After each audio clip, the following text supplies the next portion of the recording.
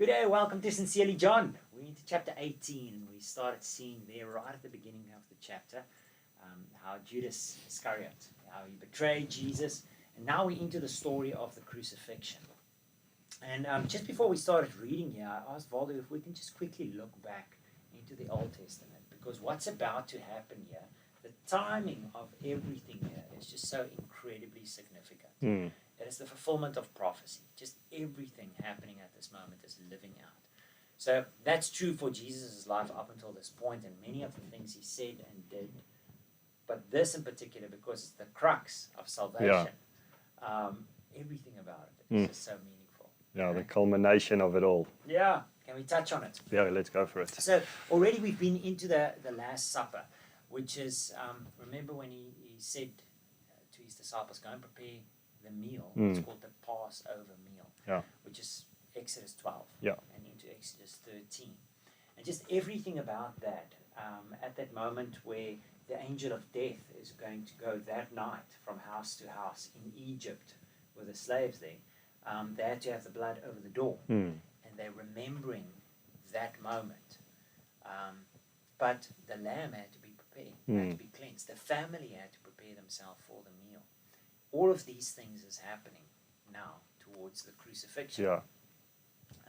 So that would be the Thursday, getting everything ready, throwing out the yeast out of the house because they're not supposed to eat leavened bread. They're cleansing their houses of that. The family had to physically cleanse themselves, ritually cleanse themselves for this meal to come and sit at the table. Which the washing of the feet is significant. That's in right. terms of that, with his friends, he's going to do it. Coming around, he says, this is done to fulfill all righteousness. And then the Jewish timeline works a bit interesting. Valdo, I don't know if you've seen this before, but they actually work a day from sunset to sunset. We think of a day as sunrise, through the night, sunrise. Yes. The Jewish calendar works different. The Jewish day is from sunset to sunset. So from that moment that they come and sit down at the Last Supper and then have that meal, it is the Passover meal. Start of a new day. Which is the Friday. So they sit down and eat that meal. From there, get up from the table. He's just instituted communion, which is for us now a symbol of what is to come in that day. But a fulfillment of the Passover, because he's the lamb on the table that we eat from, and the blood that we drink from.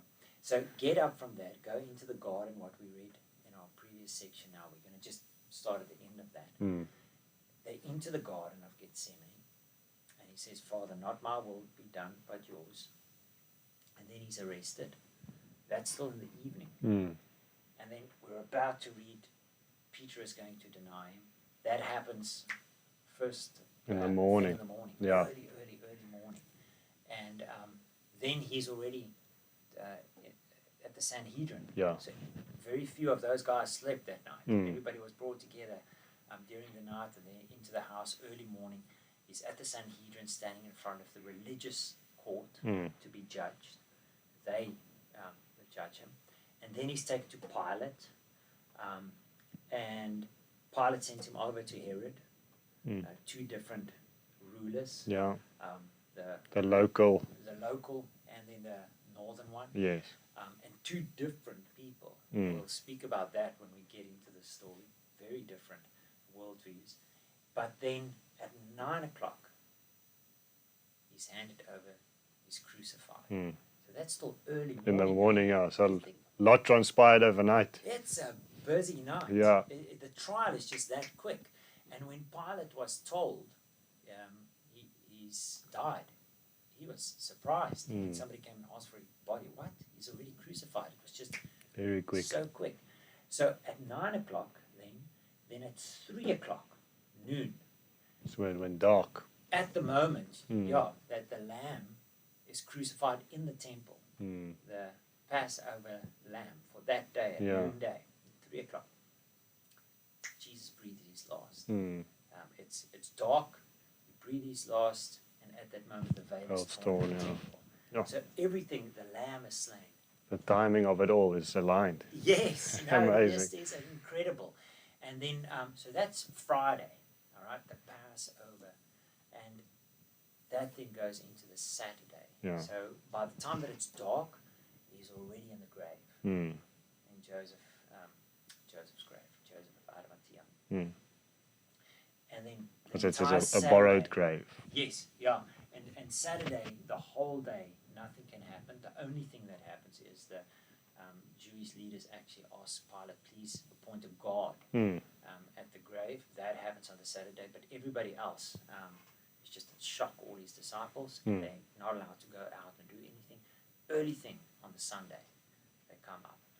So just something with that then is, we normally say 3 days later. Mm. No, it's on the third day. Yeah. Friday, first day, Saturday, second day. Third day he Sunday, rose, yeah. He raises. And that's early morning. Yes, yes. Yeah. Very So interesting. just keep that in mind as we speak about it, because that all fulfills that Passover Mm. picture. And just to say, add in here to those who have been following, obviously in John, as we mentioned in the previous chat session, is that John covers different elements of this whole event, Yes. this account, than the Synoptic Gospels do. John focuses more on the glorification part instead of the humiliation and the suffering part. So the other Gospels will fill in a lot of these details that Luke especially. Yeah. So everything you've mentioned now might not come up in our readings, but Yeah. it's definitely within these Gospel Playing narrative. itself out. No, Yeah. it's incredible, eh? Yeah, Yeah. amazing. All right, must we dive in here? Sure. So I'm just going to start reading there from verse 9, chapter 18. He did this to fulfill his own statement. I did not lose a single one of those you have given me. Then Simon Peter drew a sword and slashed off the right ear of Melkbos, the high priest's slaves. But Jesus said to Peter, put your sword back into its sheath. Shall I not drink from the cup of suffering the Father has given me? So the soldiers, the commanding officer, and the temple guards arrested Jesus and tied him up. First they took him to Annas, since he was the father-in-law of Caiaphas, the high priest at that time. Caiaphas was the one who had told the other Jewish leaders, it's better that one man should die for the people. It's interesting that they don't quote the entire statement, then all the people. Yes. Yeah. So, verse 15, Simon Peter followed Jesus and did another of the, as did another of the disciples. That other disciple was acquainted with the high priest, so he was allowed to enter the high priest's courtyard with Jesus. Peter had to stay outside the gate. And then the disciple who knew the high priest spoke to the woman watching at the gate, and she let Peter in. The woman asked Peter, you're not one of that man's disciples, are you? No, he said, I'm not. Because it was cold, the household servants and the guards had made a charcoal fire. They stood around it, warming themselves. And Peter stood with them, warming himself. Just any thoughts there up until we called it? Yeah, it's I think noticeable as you read through this section how it kind of goes in and out of the different scenes. It's with the high priest and then outside with Peter, and something with that charcoal fire that just caught my attention again is that's where he denies Jesus the first time, right? And then subsequently it will be around another charcoal fire later where he's reinstated, where he's restored. Yes, there next to the... So just in terms of what you were just sharing about the timing and the aligning of things, it's amazing how even in small things like that, I don't think it's a coincidence, but that even in the charcoal fire there, he's standing denying Christ, he will eventually be restored at the same kind of position, which is quite interesting for me. But if you think of this scene in itself, very interesting to think. He talks about the other disciple that also followed, which I'm assuming is John. He was seen to be there with them. It wasn't like he was trying to hide, where Peter was kind of trying to stay out of, like in the shadows, somewhat. It's just an interesting kind of scene to be in their minds, what they were thinking, like what's going to happen now, even after Jesus had already explained, what is going to happen, and handing himself over as such.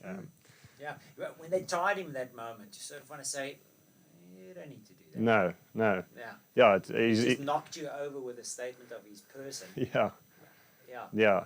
And in these discussions that follow, it's clear that even Pilate, those guys, they're not sure, they're convinced that he's done anything wrong. They actually said, I find nothing wrong in him. So, Yeah. Just interesting on that sort of funny reference of this person. Yeah. Who's one of them. Yeah. But at other times, John also refers to himself. Yeah. The disciple whom Jesus loved. Yes. It's like in a third person. That's right. Yeah. Pointing to himself. Another disciple who was acquainted with the high priest. Yeah. Interesting. And he opens a door for him to get in there. Yeah. Peter. So verse 19, inside the high priest began asking Jesus about his followers and what he had been teaching them. And I love the statement about Jesus. Jesus replied, everyone knows what I teach. I've preached regularly in the synagogues and the temple where the people gather. I've not spoken in secret. Why are you asking me this question? Ask those who heard me. They know what I said. And he's not just referring to the entire crowd here, right? He's actually speaking to the high priest, and he says, you and your own people, the Pharisees, the Sadducees, they've been around. Your own scribes have come and listened to me speaking right here in Jerusalem in the temple. So why are you questioning me? It's a brilliant, I am the light. I'm not doing anything in darkness. Then one of the temple guards standing nearby slapped Jesus across the face. Is that the way to answer the high priest? He demanded. Jesus replied, if I said anything wrong, you must prove it. But if I'm speaking the truth, why are you beating me? And then Annas bound Jesus and sent him to Caiaphas, the high priest. So the father-in-law sending him to the high priest himself. Meanwhile, as Simon Peter was standing by the fire, warming himself, they asked him again, you're not one of his disciples, are you? He denied it, saying, no, I am not. But one of the household slaves of the high priest, a relative of the man whose ear Peter had cut off, asked, didn't I see you out there in the olive grove with Jesus? And again, Peter denied it, and immediately a rooster crowed. Now, let's just stop for a moment and think what Peter felt when somebody so closely related to somebody whose ear he just cut off. Yeah. Weren't you out in the olive grove? Yeah. Hey? Yeah, it's. I think his heart must have sank, knowing that my back's against the wall here, and he obviously thought in the moment the only way out is to deny. Yeah. And hearing that rooster crow must have been a lot of bells ringing for him. It's a very interesting moment happening. But I kind of got a bit stuck on verse 22 there, where it talks about the God who slapped Jesus. Yes. And he said, that's not how you speak to the high priest, which is very ironic if you think of Hebrews, where Jesus is our high priest. He is the high priest. Yes. He becomes our high priest. I never thought about it that way. Yeah. That's really powerful. So he's saying you shouldn't be speaking to the high priest this way, and he slaps who is really the high priest. So it's an ironic moment. Obviously, Picture of absolute arrogance. Yeah. Deception. And again, obviously fulfilled on the cross. We know that they didn't know up until the moment when that veil tore and it went dark, and when they said, "Oh, he indeed was the Messiah." But there for me is a bit of a taste of that same kind of instance, just a little bit earlier, and they don't even know who they're dealing with. No, that strikes me now, eh? Yeah. Yeah. Sure, you're standing right with him, and you don't know who he is. Yeah. And the disrespect wasn't even disrespect. Jesus was answering him plainly. Yet the response, and I love Jesus' answer, why do you do that? Why do you slap me if I did anything wrong, you know? So throughout it's that picture of the lamb led to the slaughter. He made no sound, I think it says. He's not fighting. Yeah, he's just, this is what's going to happen. And unfortunately, some of the other people in the act fill in and color it in a bit with their actions, but ultimately he knows where he's going, and he's not trying to avoid it anymore. Yeah. I think the last time he did was when he said, "Father, take this cup from me." But then just was it in verse 11 where he says to Peter, this is the cup I must drink. Yeah. So you can see he's resigned to that. This is what's going to happen. Yeah. So, didn't I see you in the olive grove, Peter? Verse 28. Jesus' trial before Caiaphas ended in the early hours of the morning. And then he was taken to the headquarters of the Roman governor. His accusers didn't go inside because it would defile them. And that's because of the Passover meal. That they wanted to have the Passover. So, and they wouldn't be able to allow I should have just read. To celebrate the Passover. So Pilate, the governor, went out to them and asked them, what is your charge against this man? We wouldn't have handed him over to you if he weren't a criminal, they retorted, which isn't really an answer. Then take him away and judge him by your own law, Pilate told them. Only the Romans are permitted to execute someone, the Jewish leaders replied. This fulfilled Jesus' prediction about the way he would die, because that execution would be crucifixion. And then Pilate went back into his headquarters and called for Jesus to be brought to him. Are you the king of the Jews? He asked him. Jesus replied, is this your own question, or did others tell you about me? Am I a Jew? Pilate retorted. Your own people and their leading priests brought you to me for a trial. Why? What have you done? Jesus answered, my kingdom is not an earthly kingdom. If it were, my followers would fight to keep me from being handed over to the Jewish leaders. But my kingdom is not of this world. I'm just going to stop there for a moment. It's already so rich. Valdi, what jumps out at you? Yeah, the last couple of verses most definitely where Jesus, again, that he speaks to his divinity. And it's a outright, it's not a clue even, it's plainly saying, my kingdom is different. Whether he's referring to, the garden where they could have been, been soldiers and kind of fought with these Roman officials that came to take him, or whether he's referring to the angelic host, which I'm assuming he is. Yes. He's just making this, which I think in the moment to a Pilate must have been a mind-boggling statement. So, okay, if it's not of this world, so is that spiritual element to who he is highlighted again. And he refers to the way that he would be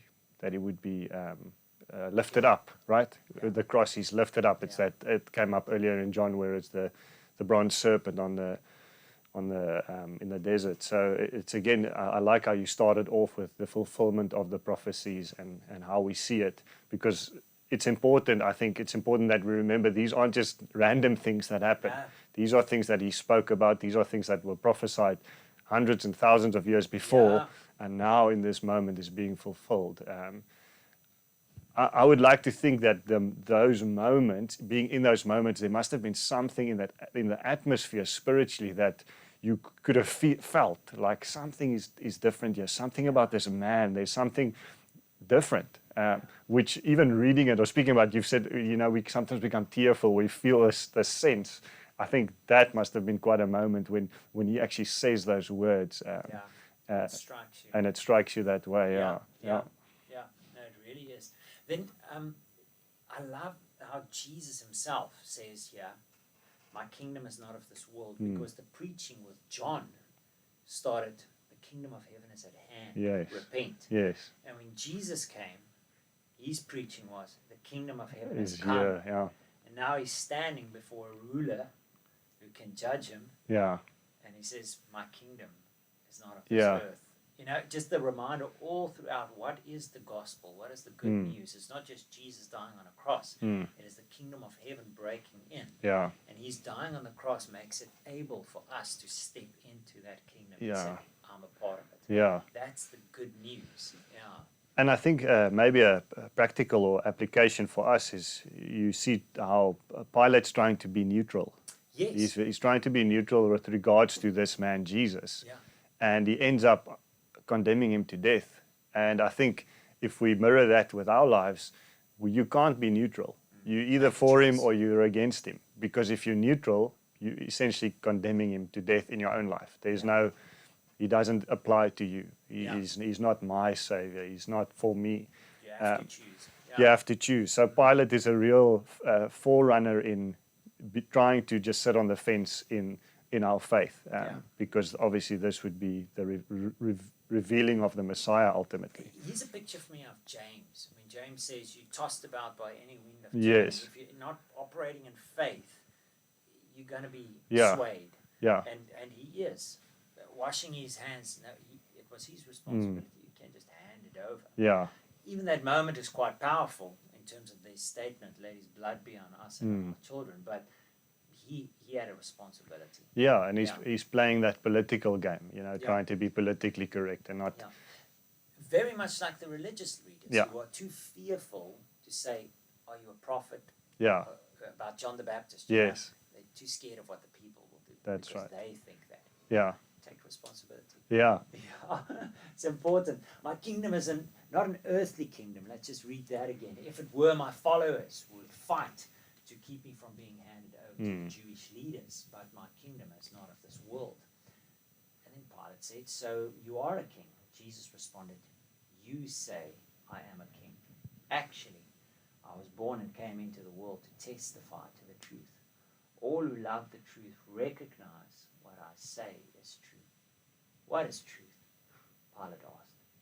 And then he went out again to the people and told them, he is not guilty of any crime, but you have a custom of asking me to release one prisoner each year at Passover. Would you like me to release this king of the Jews? But they shouted back, no, not this man. We want Barabbas.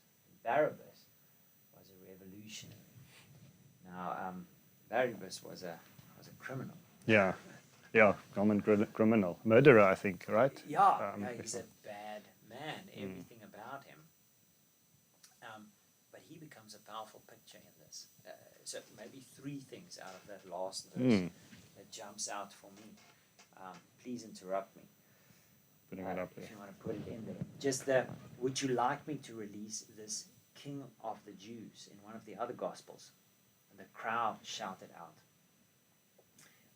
we have no king but Caesar, which is just such a strange statement for them to shout out, because they don't want him. They actually want the Messiah to come to release them from the reign of Caesar, and yet they would say, we have no king but Caesar. But they're using that to get what they want. Yes. They're using it's a political game again. Yes. We would say what you want to hear so that you can do what we want you to do. And they bind themselves up in lies, man.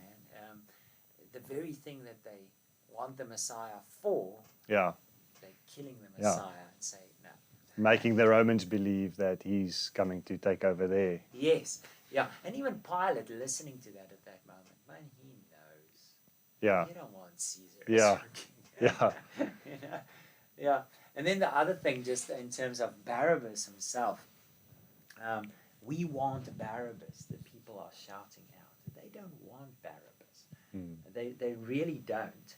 They just want to get rid of this Jesus who have insulted the religious leaders out of jealousy. They're saying, we want this guy to be killed. But then he becomes this image of me and you. It's like a parable in this moment. Barabbas is you and me, released, and in his place, Jesus dies. It's an incredible I've never seen it that way. Sure, that's a powerful No, it really is. picture. So quite rightfully, the revolutionary, the murderer, The sinner. should die. He's rightfully in prison. He should die. And he's released. And Jesus dies in his place, as in all of us. Yeah. Heavy story. Worth thinking about. It is. Yeah, no. We've got a memory verse here. Yeah, there's another one as well. Verse 11. Jesus said to Peter, put your sword into its sheath. Shall I not drink the cup that the Father has given me? And then verse 36. just such a full chapter, we have to do more. Jesus answered, "My kingdom is not of this world." I think it's really incredibly powerful, not just to think about it in terms of that moment the statement was made, but just think about what that says for me and you if you memorize that verse today. The kingdom that you and I are born into by the blood of Jesus and by his Spirit is not of this world.